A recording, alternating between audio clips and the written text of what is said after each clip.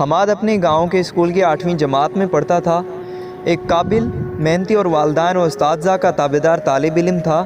والدین کی خدمت کے ساتھ ساتھ ان کی نصیحت بڑے غور سے سنتا اور عمل کرتا تھا۔ ان کا تعلق گاؤں کے ایک غریب گھرانے سے تھا۔ ان کی والدین ان کو ایک کامیاب انسان بنانا چاہتے تھے۔ ایک دن امی سے کہنے لگا، امی جان، میرے سارے کلاس فیلوز کے پاس کتابوں کا اچھا بیگ ہوتا ہے۔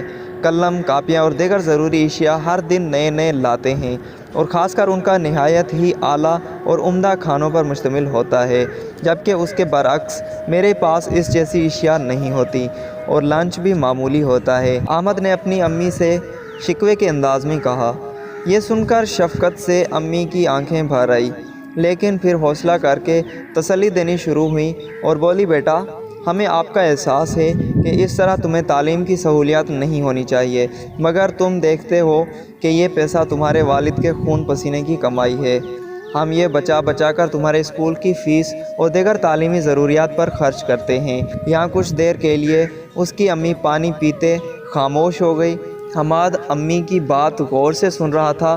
اس کی امی پھر بولیں، بیٹا، تم ناشکری نہ کرو، بلکہ اس کھانے پر اللہ کا شکر ادا کیا کرو۔ اللہ قرآن میں فرماتا ہے کہ اگر تم شکر کرو گے تو تم کو زیادہ نعمت دوں گا، اور اگر تم ناشکری کرو گے تو میرا عذاب بڑا سخت ہے۔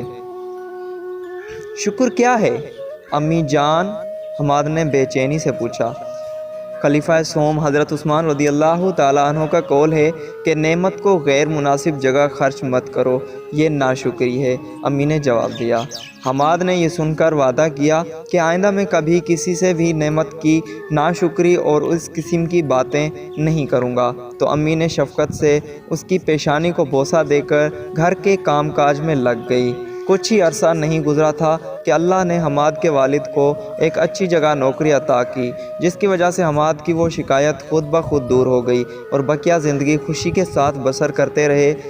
پیارے دوستو، تم بھی حماد کی طرح اگر شکر گزاری کے ساتھ زندگی گزارو گے تو تمہاری زندگی بھی خوشگوار بن جائے گی۔